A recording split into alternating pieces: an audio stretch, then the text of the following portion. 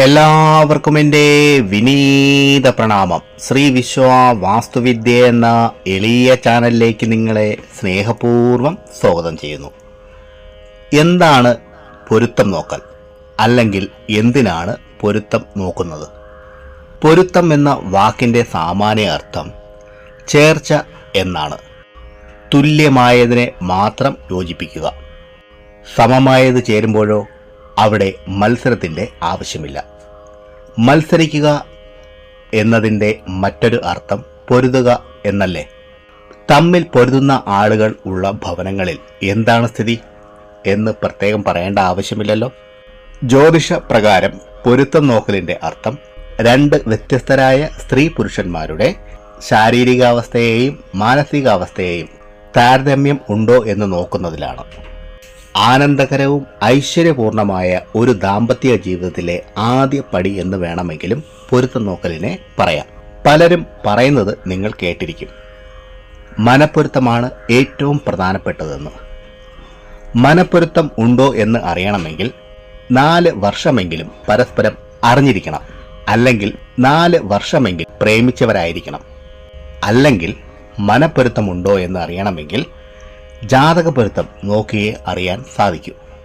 വധുവരന്മാരാകാൻ പോകുന്നവരുടെ മാനസിക സ്ഥിതി, സ്വഭാവം, പ്രതികരണശേഷി, ക്ഷമ ഇവയെല്ലാം എത്രത്തോളം ചേരുന്നു എന്നതാണ് ജാതക പൊരുത്തം നോക്കലിലൂടെ മനസ്സിലാക്കാൻ സാധിക്കുന്നത്. പൊരുത്തം നോക്കലിൽ 10 വ്യത്യസ്തമായ രീതിയാണ് കേരളത്തിൽ അവലംബിക്കുന്നത്.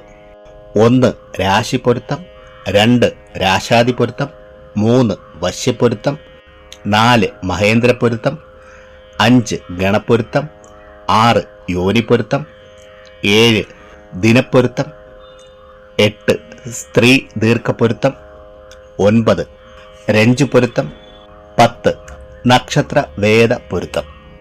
ഇതിൽ ഏറ്റവും മഹത്തായ പൊരുത്തമാണ് ഗണപ്പൊരുത്തം. വിവാഹത്തിന് പൊരുത്തം നോക്കാൻ പോകുമ്പോഴോ പഞ്ചാംഗം മുതലായ ജ്യോതിഷ ഗ്രന്ഥങ്ങൾ വായിക്കുമ്പോഴോ ഗണപ്പൊരുത്തം എന്ന് സാധാരണക്കാർ കേട്ടിരിക്കും.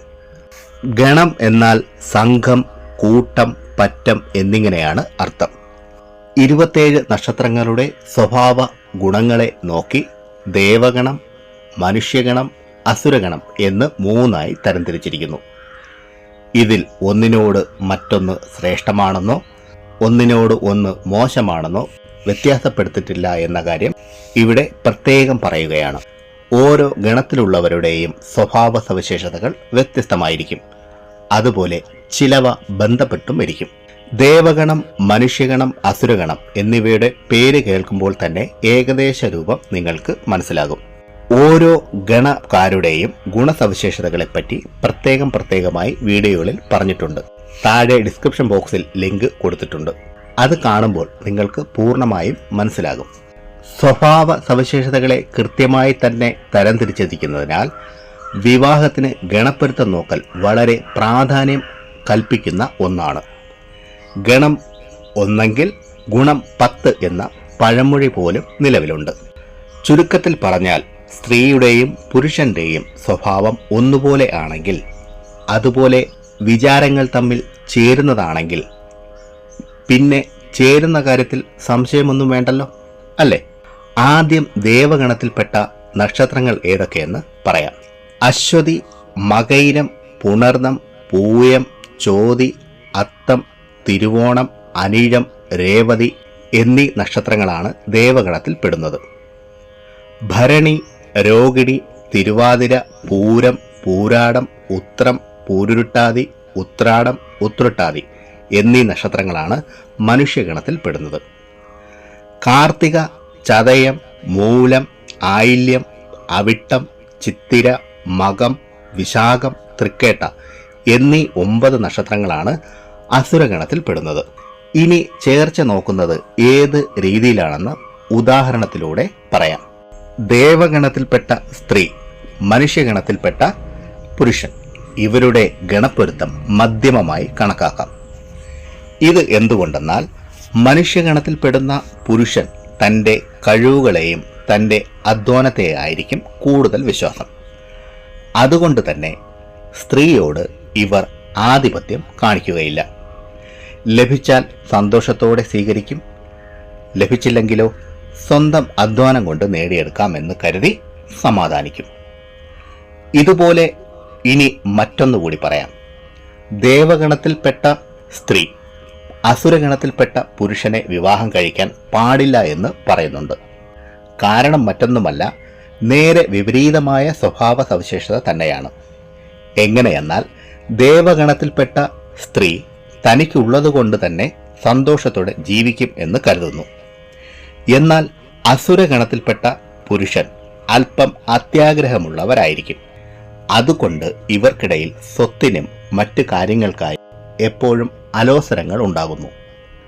സാമ്പത്തിക ബന്ധം തകരാറിലാകുകയോ അല്ലെങ്കിൽ ഒത്തൊരുമ ഇല്ലാതെയാകുകയോ ചെയ്യും.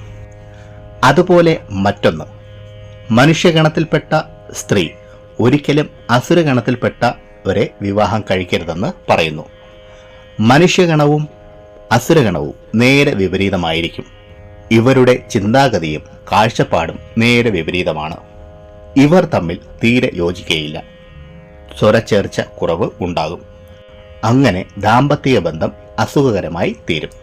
നിങ്ങൾക്ക് വ്യക്തമായി മനസ്സിലാകണമെങ്കിൽ ഈ 3 ഗണങ്ങളുടെയും സ്വഭാവ സവിശേഷതകളുടെ വ്യത്യാസങ്ങൾ മനസ്സിലാക്കണം.